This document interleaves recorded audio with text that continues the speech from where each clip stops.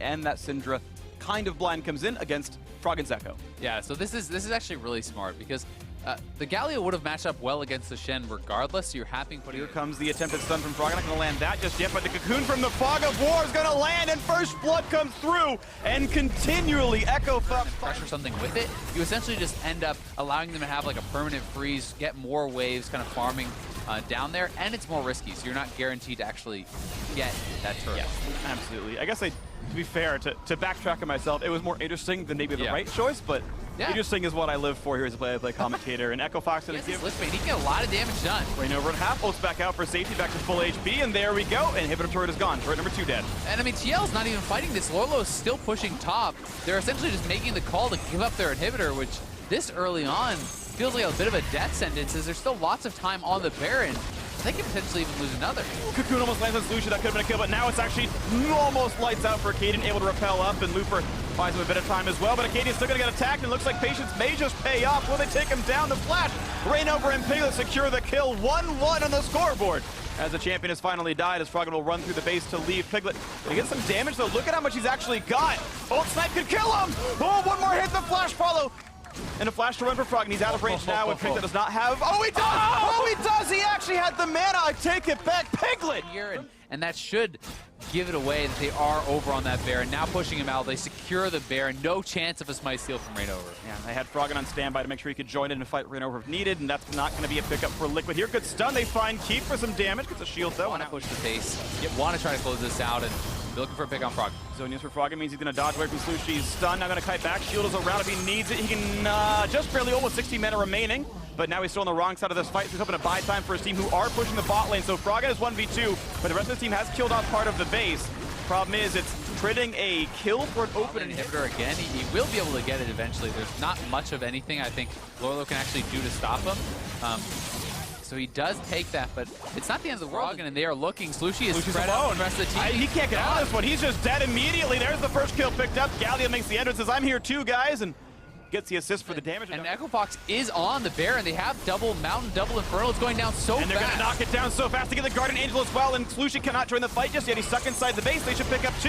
It's the stun on Rainover. That's going to be the 2 kills that they need. And once again, a 5v4, this time with the Baron buff. Do they choose mid or do they choose the Elder Dragon? The flash forward for Frog and has to ult back away, but Piglet's 1 hit away from dead. Can Keith get him with a snipe? And he does not guess properly. The juke to the left keeps Piglet safe for now.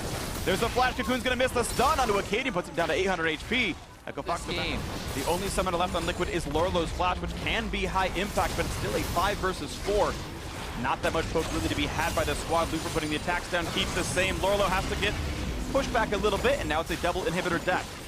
Number 1, looking to blast that one down. Not a chance to respawn. And there's so few defensive left. Frog goes in and ults right back out just to kite away and burn some ultimates. He nearly got knocked up by the wild growth, but did hit R in time. Looper jumps back out, and again, Echo Fox having a tough time. Much to do with this one. Looking now for the inhibitor itself. The siege is on. The shield is there. The inhib likely to fall. Piglet still in the wings. Nearly down to Cocoon. Look for damage into Akaadian. Knocks him pretty low. Back onto Keep. He might take down Keep, but the taunt is there. The knockup, but they got Piglet. And that is all they really needed. Now Rainover forced to kite away. He's burning down from the dragon, but the inhibitor is going to fall. And Echo Fox, 5 men strong. Finally have the tools to break into the base. No inhibitor standing. Only the Nexus turrets left up, and Piglet, the primary carry, no longer here to defend them. A TP just to make sure it's easy. Looper to rejoin the fight in the front line. The first turret going to fall. Keep in the back lines. He and Gate did win the lane, and it was a lot of the reason this game started out so well. And finally, Echo Fox, it was a struggle, but 7 total kills in. They will knock down the Nexus, and Echo Fox 3-0 in games, taking on the first one against Liquid.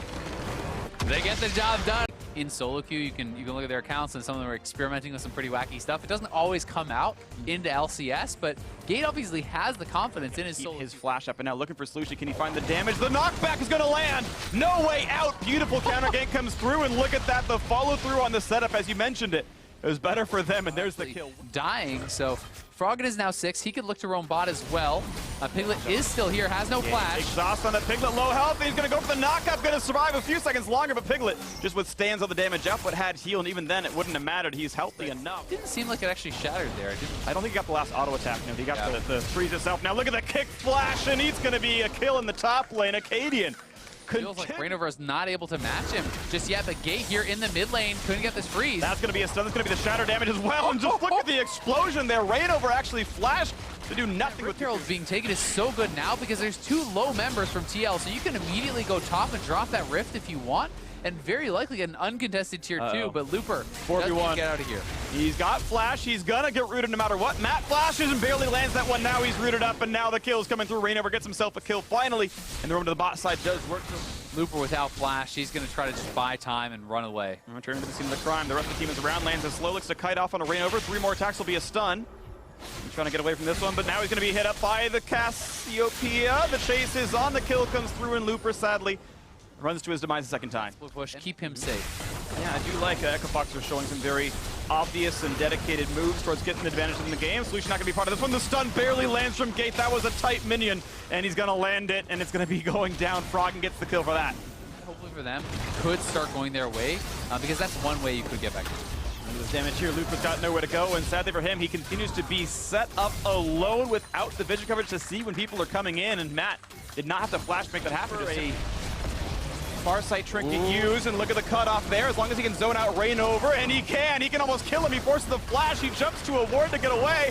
Oh, that was close, but they made it happen. Blue team has secured Baron Nashor. Arcadian grabs it. Yet again. Right, sometimes it matters, sometimes it doesn't, but we'll see what happens here to this one. Under the pressure, and look at the damage output, nearly taking down Rainover, and he's got nowhere to jump to, so one final shot takes them out. Another kill credit to Froggen, 3-0-1 on this to Leah.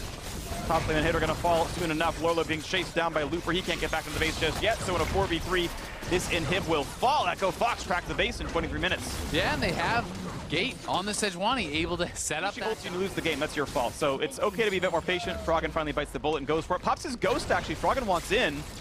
Can he find a person to kill? Not just yet, though. Lorla's still waiting from the bot side. And Gate does have his ult and a flash, so look for him to go for the play if they want to try to close this out. I think they should. I mean, they're in position to go for it at really no cost right now. They can go for this third and final hit. Still with all their flashes and their engage tools. And this is the tool to close it out there. No way out, no flash still for Rainover, and dies during the stun. Matt's got no retreat path either, and doesn't matter that he flashed. That's 2 kills picked up. The inhibitor turret falling as well.